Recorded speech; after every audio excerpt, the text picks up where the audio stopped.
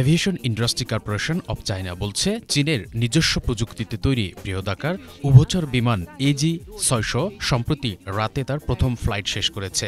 ফ্লাইটটি সূর্যাস্তের ঠিক আগে উত্তর পশ্চিম চীনের শানসি প্রদেশের পুচেং কাউন্টির জাতীয় বেসামরিক বিমানের পরীক্ষা বেস থেকে উড্ডয়ন করেছিল। প্রায় 3 ঘণ্টা ব্যাপী এই যাত্রায় ফ্লাইটটি 9 বার উড্ডয়ন এবং অবতরণ করে।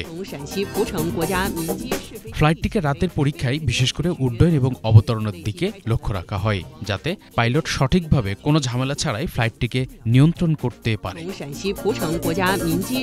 পরবর্তীতে ফ্লাইট টিম টেস্ট ফ্লাইটের বিষয়বস্তুকে আরও অপটিমাইজ করবে এবং এই বছর টাইপ সার্টিফিকেশন পাওয়ার চেষ্টা চালাবে। চীনের AG-600 উভচর বিমানকে জরুরি উদ্ধার কাজে ব্যবহার করতে উন্নত বৈজ্ঞানিক সরঞ্জাম দিয়ে তৈরি করা হয়েছে। ফ্লাইটটিকে অগ্নি নির্বাপন, সামুদ্রিক অনুসন্ধান এবং উদ্ধারের মতো অভিযান পরিচালনা করতে তৈরি করা হয়েছে। AG-600 2017 সালে সফলভাবে প্রথম ফ্লাইট সম্পন্ন করে। Banglavision news desk.